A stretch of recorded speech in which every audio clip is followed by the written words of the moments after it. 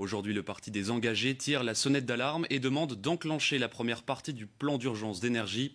Pour en parler, on est avec vous, Christophe de Beuquelard, député bruxellois et porte-parole des engagés pour les matières de climat et d'énergie. Bonjour, vous souhaitez donc que le gouvernement adopte des mesures rapides, des mesures de sobriété énergétique à court terme, c'est ça?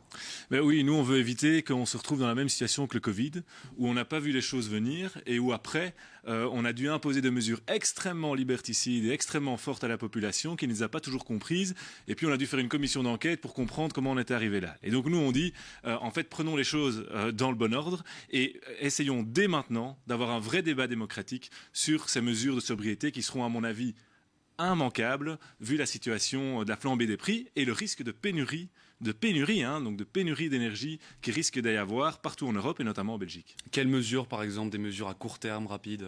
Donc il y a un plan d'urgence qui existe. Nous, on pense qu'il faut enclencher la première phase de ce plan d'urgence et qui est une phase de sensibilisation et de mobilisation de la population et de tous les acteurs du marché de l'énergie autour de cette question. Et puis on doit aller dans les parlements, discuter de toutes les mesures possibles.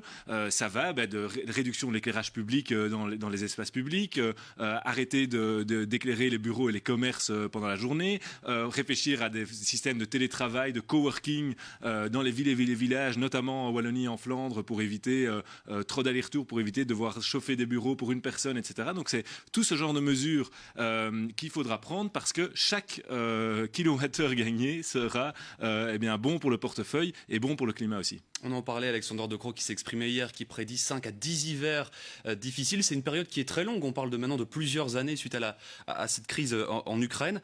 Est-ce que ça veut dire qu'on doit totalement repenser le fonctionnement énergétique de la Belgique? Des mesures à court terme, ce n'était pas la solution idéale pour surmonter cette crise? Ah oui, tout à fait. Il faut complètement changer notre approche de l'énergie et il faut dire la vérité aux citoyens. Vous savez, ce gouvernement fédéral, il est paralysé aujourd'hui par une seule question, la prolongation de 2 réacteurs nucléaires. Vous savez ce que c'est 2 réacteurs nucléaires dans la consommation énergétique belge? C'est pas plus de 3%. Et donc on se fout des gens parce qu'on dit que le grand débat aujourd'hui, c'est l'énergie nucléaire ou les énergies renouvelables. Vous savez ce que c'est les énergies renouvelables aujourd'hui dans le mix énergétique belge? 4%.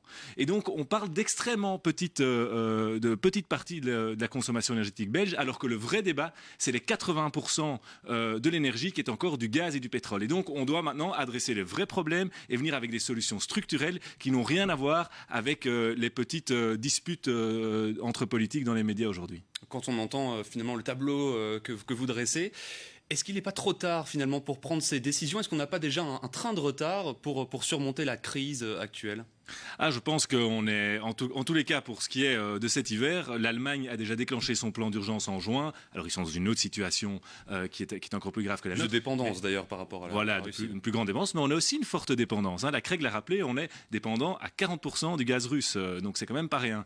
Mais tous les pays limitrophes, les Pays-Bas ont diminué la vitesse sur l'autoroute, l'Espagne a diminué le chauffage dans les bâtiments publics, la France interdit d'avoir des magasins avec de l'air conditionné quand les portes sont ouvertes, avec des amendes qui vont aller jusqu'à 150 €. Ils sont en train de doubler les amendes. Donc vous voyez que partout en Europe, on est en train de prendre des mesures pour essayer de gagner là où on peut de la consommation énergétique. On a connu une année assez compliquée, une année politique assez compliquée, avec beaucoup d'invectives, de commentaires négatifs entre même les membres de la majorité de la Vivaldi.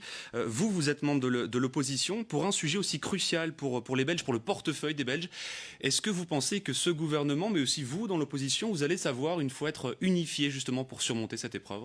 Je pense que c'est en tout cas ce que nous on veut démontrer aujourd'hui. On a un parti de l'opposition. On pourrait simplement rester au balcon, attendre que ça foire et critiquer. Nous on vient avec des propositions et on dit nous on est prêt à vous soutenir. Depuis l'opposition, quand vous allez prendre des mesures qui vont pas toujours être faciles à expliquer aux citoyens, mais qu'il faudra prendre pour avancer, des mesures structurelles, des mesures d'urgence aussi, on sera prêt et on va collaborer de manière constructive depuis l'opposition. C'est vraiment notre souhait aujourd'hui et je pense que c'est possible si chacun met un peu son ego de côté et qu'on commence à travailler au bien commun. Je pense que la situation aujourd'hui et le grand défi, l'énorme défi de la neutralité carbone pour 2050 est devant nous et doit permettre cette unité nationale.